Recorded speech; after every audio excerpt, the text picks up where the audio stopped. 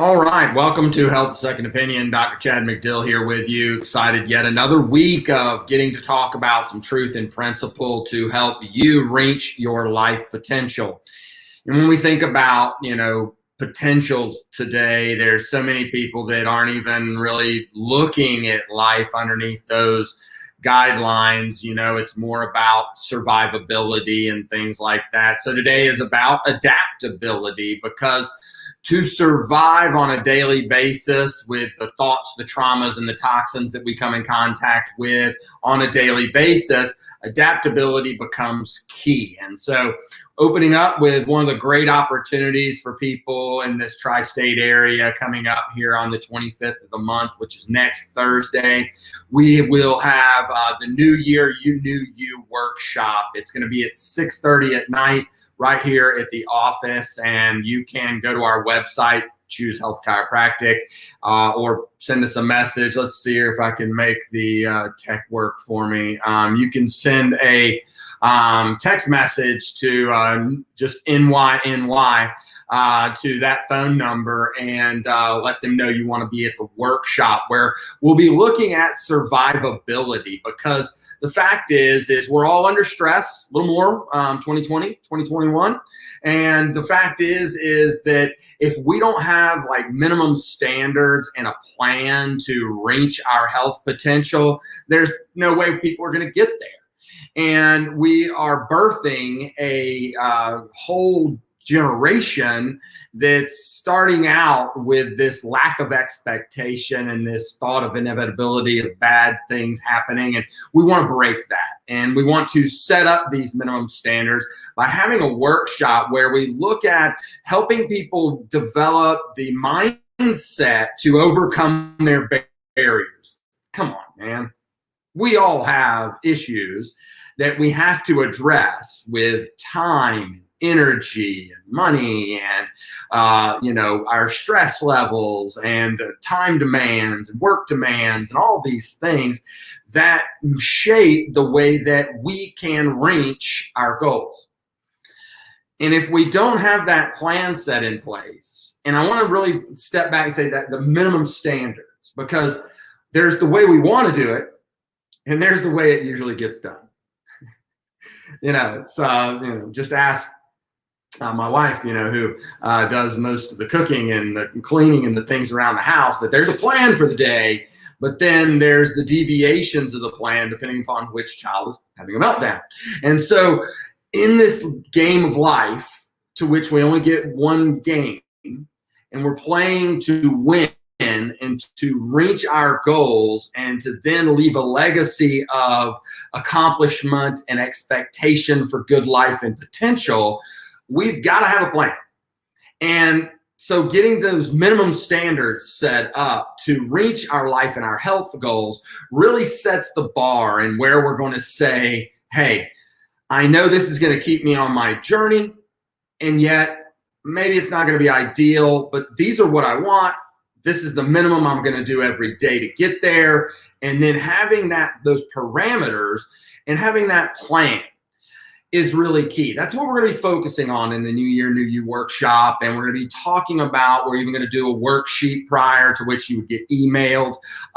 Should you text NYNY to that, we'll get you signed up. We'll get you the email with the worksheet that you do prior to the workshop. You show up with that ready to take on the workshop with you in mind.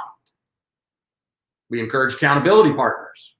Your spouse, your friend, whoever you want to set a goal, because you know what? By this time of the year, the reason that I'm doing this workshop, the New Year, New You, this late in the new year, is because most people have already given up. If we had done the workshop on January 1st, or, I don't know, maybe January 5th, then everybody would still have their pump. They'd be, woohoo, I don't need to do that.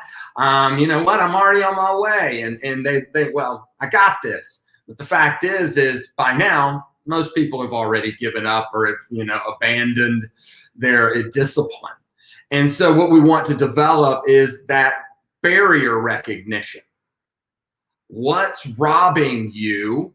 What stinking thinking are you allowing to tell you that you're not going to get it again this year, to build another layer of the onion of the bottomless pit of self-loathing, right? Where we just become inevitably caught up in the media spin of inevitable destruction. And that's just not true. It's a personal choice to which you do with your personal control. And that's the biggest thing. You know, we can't control yet again, you know, that at least it's fun for snow that we're not in school here in Dade County. But yet, you know, so hopefully everybody's playing and having a good time. But the fact is that this, in general, we would like to be back into that regiment and staying in congruent behavior to reach those goals. We know that's going to help our children reach their level of adaptability to a world that has demands to which they're going to have to meet to get out to survive in the world. Well, for us, this whole workshop is going to be dedicated towards this survival potential, because, you know, every day, thoughts, traumas, toxins. Our thoughts can be positive, they can be negative. Our traumas can be turned into positives, and the toxins can be either maxed out or minimized. But either way, all day long, we're bombarded with thoughts, traumas, and toxins.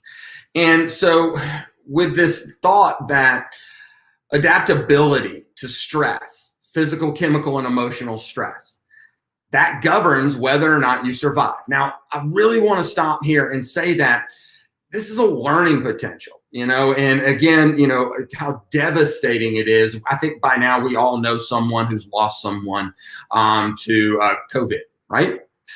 I know several. And so the difference has been that some survive and some don't. And what is the survival potential of the person, whether it's known or unknown? Some people have been a shocker, some people you would expect. But yet the ones that were the shockers in the lives that were lost, it wasn't a shock to their body. Somehow, on some level, their body was not adaptable to this stress. And it's not this stress, it's strep throat, it's measles, it's mumps, it's rubella, it's whatever. When the body is stressed by something, and this would be a physical chemical stress. So the body then either overcomes and adapts and develops immunity, to which then that becomes a positive stress, because for the rest of their life, they will have immunity. And we have to stay focused on this. This is a big key that's not being played up as well in the media as it should be, is that over 90 million people have already survived COVID and naturally now have immunity. It's being downplayed, but you can look up the UK studies that show that even to these mutated strains, they're showing about 83% immunity to even these newer strains just by having survived. And so the immunity is holding up, and that's about 6 months out now is how long the study's been going. It's how long it's been running, looking at how these people are maintaining their immunity. So now they're starting to say, well, you know what? This might be like decades, just like we think it happens with other things that we come in contact, like we know, measles, mumps, rubella. So these are the kind of things, chicken pox, you know, the things that we know we naturally get our immunity and we keep it. And so that's a beautiful thing right there. Bam, a nugget of hope, something positive to think about, something to, again, reflect back to this workshop. And here on the 25th, 6:30 at night, just text us your near NYNY to sign up, and we'll get you out the information so that you can show up prepared.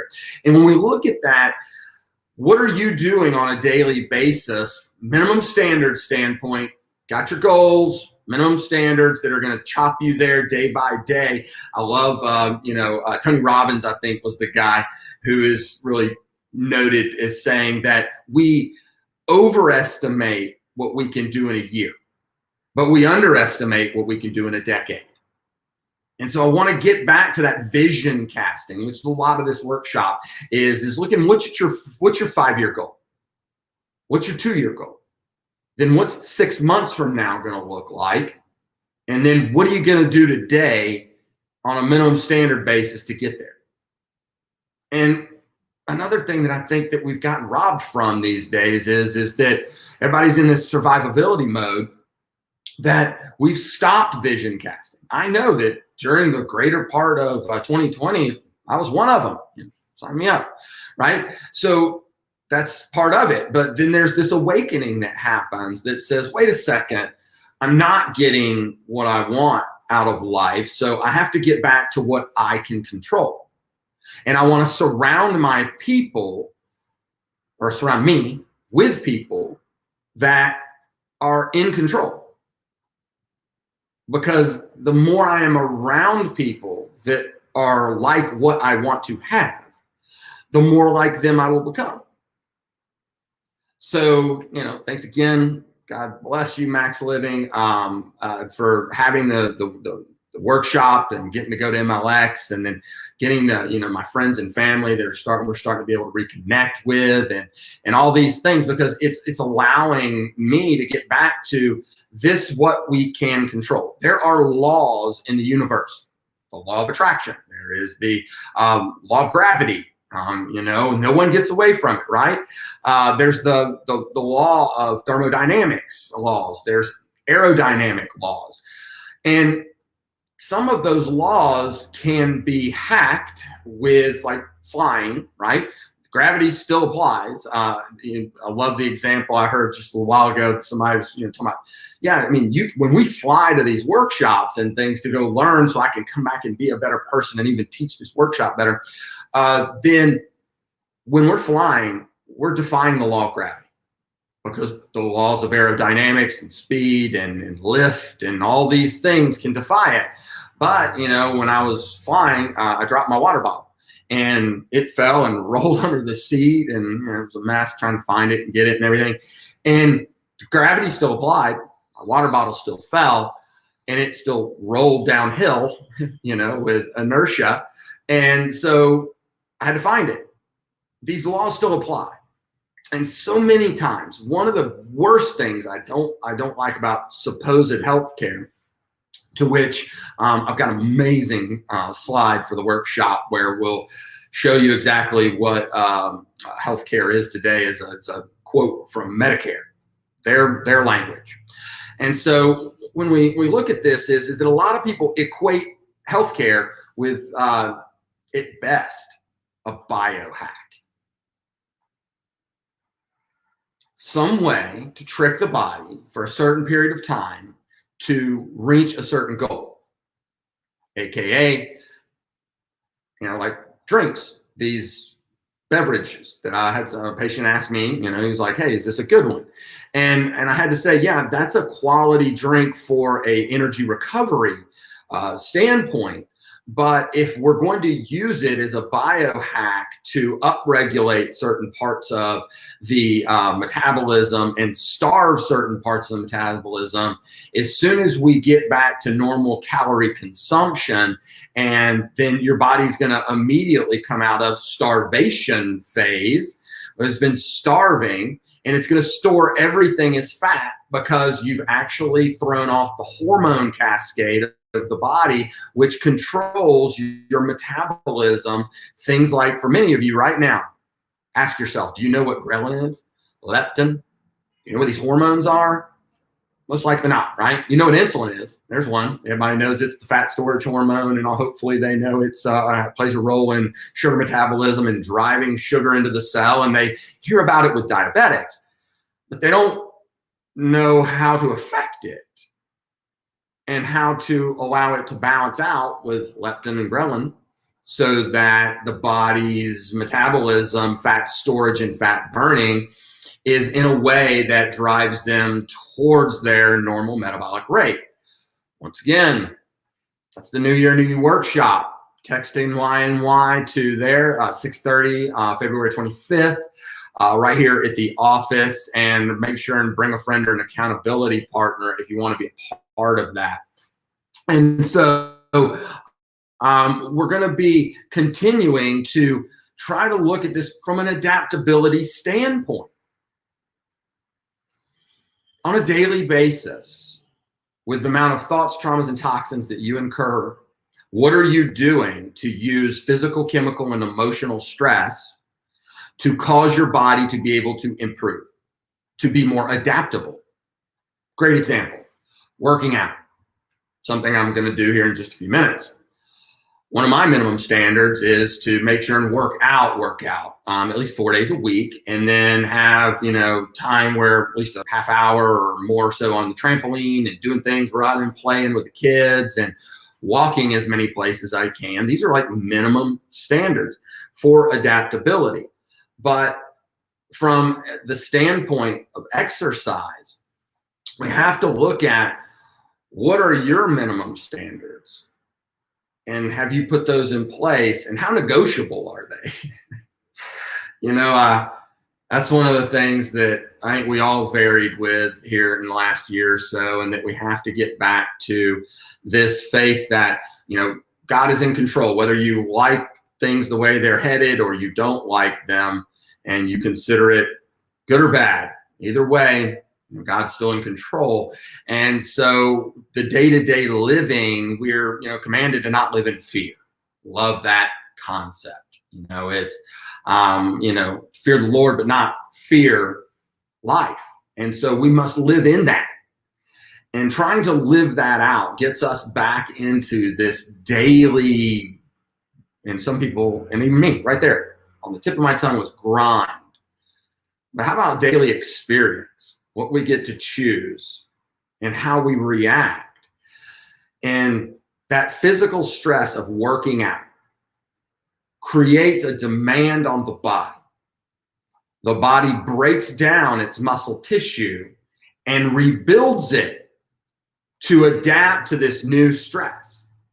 That it knows next time you might do this again, and it needs to be better to do that exercise. And the more you repeat that exercise, the better you get. So I'm watching my beautiful daughter learn to crawl and stand, and she'll be walking soon. And unbelievably so, that is a physical, chemical, emotional, balance, coordination, all these things that are being a demand on that child. And she is developing the muscles appropriately, and the balance and the coordination and all the things that she needs to do to that new physical demand. So we're all going to have the demands. And is the demand constructive or destructive? I don't know. That's yours. And then in your life, are you implementing more positive demands that are constructive demands to allow your body physically, chemically, and emotionally to adapt and grow and become better at dealing with the next physical, chemical, and emotional stress? Or are your demands, your thoughts, traumas, and toxins overwhelming what you're doing positively to allow your body to adapt? And this is whether or not your body will survive the next thing. We all know that through the ages, there have been always, whether it was the Spanish flu of 1918 and the different things that we've come in contact with H1N1, swine flu, or whatever, all these things that we've seen come and go. One of the things that I would also encourage is to look back at those things and see what was going on then and learn from them constructively. What happened, how we reacted from a society standpoint, what we did with education, what we did with public health, and how we adapted and all these things, and then utilizing it personally with our conversations to allow society to have a positive influence, using history to, determine what we do in the future. Because right now it's not logically being used. Everything's got to be new in technology to try to find some new fix when We've been through this before. What did we learn from that? How can we implement that? Should really be our social focus. Just like our social focus, that which we can control should be in improving our adaptability. I don't mean to should on you, but yet the fact is that if we're going to make positive change, we can't keep planting disease and expecting health. I wouldn't plant corn and expect to grow oranges. So why do we allow that productive expectation through habits to plant disease and then expect health? The idea of the New Year, New You workshop is to identify your own limiting beliefs, your barriers. What is it that's keeping you from creating the discipline to get to where you want to go? Because discipline is just another, it's an emotional muscle. And all of us vary in how we, hopefully we're all on an upward climb, but there's always going to be ups and downs to which we apply our discipline. And in all areas, exercise, biblically or spiritually, with our emotional, with our family, with our business, with our financial, with all of these things. But is the construction of a minimum standard plan that we're trying to help people with here, so that, again, it's never going to fall below a certain level, so that your survivability and your adaptability. So one of the stats that I want to throw out at you is this. If you look at the cost of being in a nursing home, and this is the out-of-pocket cost for a year, depending upon your state, to be in a facility where it's not just the kind of facility where they come by and they change your diaper and give you food, and that's the only time you see them, and it's just minimum standard meal support, type thing, place that no one would ever want to end up. You're going to have about $75,000 to $150,000 per year in the cost of being in that facility. So, with that kind of math, if you lived in that condition for 10 years, you're going to need somewhere between $750,000 to $2 million worth of income to support that situation if that's where you ended up. So let's go with a low number, $75,000 per year.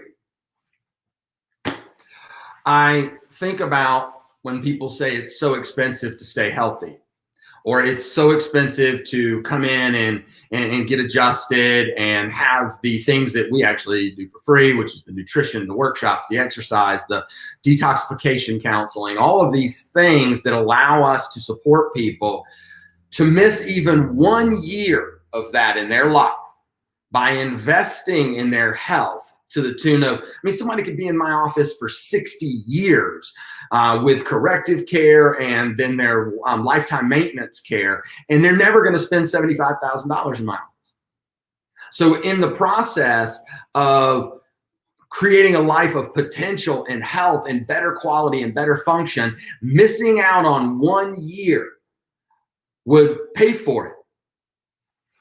And then when we think about all the other added benefits of the quality of life, the time with family, the unquantifiable things that destructive life of when we've reached that point, that it's just so amazing that people don't invest more in their health. Because we have to have that perspective, though. And I don't know many doctors. That's the other thing. Last week was intention. What does your doctor intend for you? And then, are your intentions aligned with that? Are your goals the same? Is your doctor doing his job fighting your disease, but you want to produce health? And if those are two totally different things. And so when we look at this workshop, Near Year, New You, again, text NYNY to that number to sign up for the workshop on February 25th at 6:30 here in the office. We've got to know how many chairs. We've only got so much space.